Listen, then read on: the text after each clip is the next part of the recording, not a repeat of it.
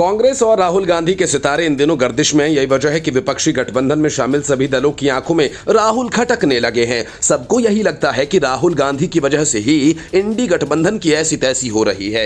इंडी गठबंधन के नेताओं को छोड़िए, अब तो जिन्हें इस गठबंधन से कुछ लेना देना नहीं, वैसे लोग भी राहुल गांधी पर सवाल उठाने लगे हैं और गठबंधन का जिम्मा दूसरे नेताओं को सौंपने की बिना मांगे सलाह दे रहे हैं। ममता बनर्जी इंडी गठबंधन के नेतृत्व पर अपना दावा ठोक रही हैं। कांग्रेस इस दावे से असहज हो गई है क्योंकि समाजवादी पार्टी और शरद पवार की एनसीपी के साथ उद्धव ठाकरे ने भी ममता बनर्जी के दावों का समर्थन कर दिया।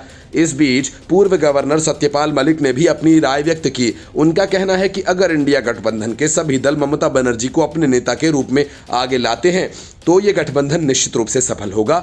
उन्होंने ममता बनर्जी और उद्धव ठाकरे को इंडिया गठबंधन के लिए सबसे बड़ा अच्छा नेता माना। सत्यपाल मलिक का बयान ऐसे समय में आया जब इंडिया गठबंधन के विभिन्न दल अपने नेतृत्व की और चुनावी रणनीतियों पर विचार कर रहे हैं। सत्यपाल मलिक ने ममता और उद्धव ठाकरे दोनों को इस गठबंधन के लिए उपयुक्त नेता बताया। उन्होंने कहा कि आज के समय इंडिया गठबंधन के लिए सबसे मजबूत नेता यदि कोई है तो वो ममता बनर्जी हैं और अगर इंडिया गठबंधन के सभी दल ममता बनर्जी को अपने नेता के रूप में आने दें तो यकीनन इंडिया गठबंधन सफल होगा। इंडिया गठबंधन के लिए सबसे अच्छा नेता ममता बनर्जी और उद्धव ठाकरे जी हैं।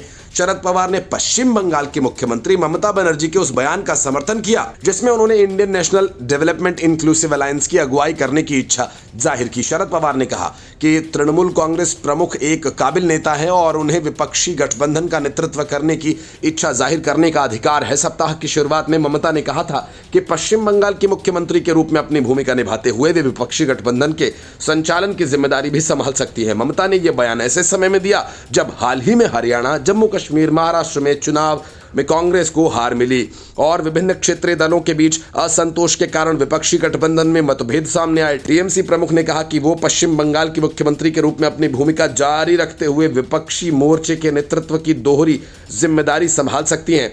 अब सभी की निगाहें कांग्रेस के अगले कदम पर टिकी हैं क्योंकि प्रमुख विपक्षी पार्टी अडानी और किसानों के मुद्दे पर विरोध प्रदर्शन समेत कई मुद्दों पर संसद में खुद को अलग थलग पाती हैं, जहां इसके कई सहयोगी इससे दूर रहते हैं। इंडिया गठबंधन का गठन विपक्षी दलों द्वारा किया गया जिसमें विभिन्न दलों को एकजुट करने की कोशिश की गई थी। इस गठबंधन का उद्देश्य 2024 के आम चुनाव में भाजपा के खिलाफ मजबूत विकल्प प्रस्तुत करना था। चुनाव से पहले ही इस गठबंधन में से नीतीश कुमार ने अपनी राह अलग कर ली और भाजपा के साथ एनडीए के गठबंधन में शामिल हो गए। Bureau report, news of India.